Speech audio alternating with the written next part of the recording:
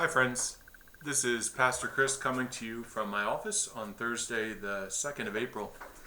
Uh, Today, I thought I would share with you one of my favorite passages in the Bible.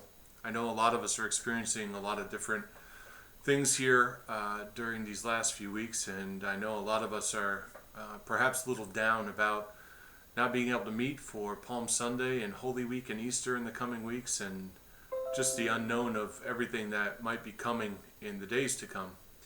So I wanted to read a passage that I've had read at my wedding, and I hope to have read at my funeral.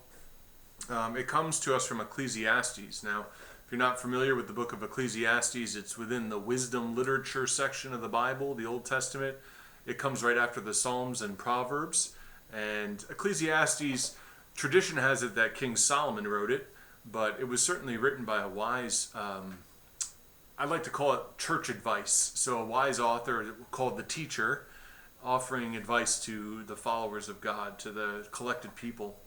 And this is a passage that's quite familiar to many. It's Ecclesiastes chapter 3, verses 1 through 8.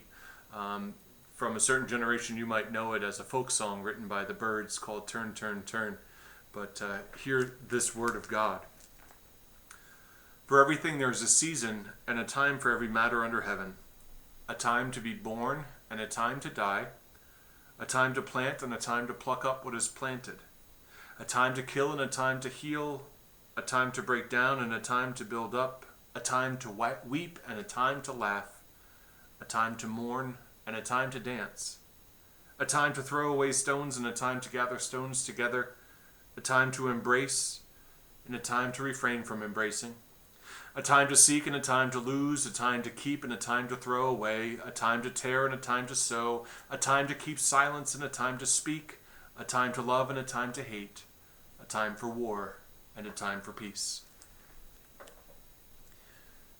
This passage means a lot to me in normal times, but it speaks to me even more now as we think about the seasons of life and how maybe they feel rearranged to us right now.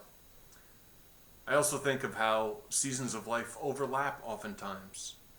So, for instance, as I mourn my father's passing, times of grief and times of joy, they kind of intermingle. We grieve the loss of a loved one, but we celebrate their lives and think of the hope that we have of new life to come, the promise that we have of new life to come, which brings joy even in the midst of our grief. Perhaps as I've read these lines, maybe a few of them stand out to you. I can think of one that seems incredibly wise these days, a time to embrace and a time to refrain from embracing.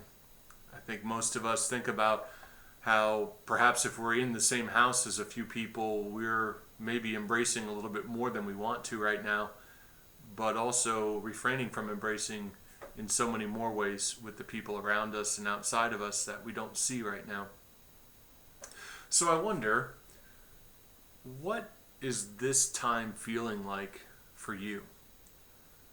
What's this season feeling like for you? Maybe if you get a chance, you can reread that passage, Ecclesiastes chapter 3, verses 1 through 8. You can think about what this season feels like, what this time is like for you.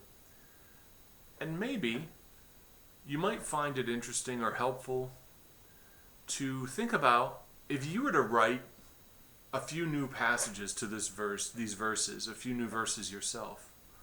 What are the kind of seasons that you're experiencing or not experiencing right now that you might add? So, a time for closeness and a time for distance, a time for stocking up and a time for eating leftovers, a time for being with family in very close spaces, and a time for quiet before bed. Lots of different times in our life. A time of feeling isolated and a time of togetherness. That togetherness that we're all hoping for again real soon. Consider this passage. I hope that in this season of life that you're finding both a time of God's presence, even in the midst of perhaps a time of anxiety and worry. I pray that God will be with you and with all of us until we meet again. Take care.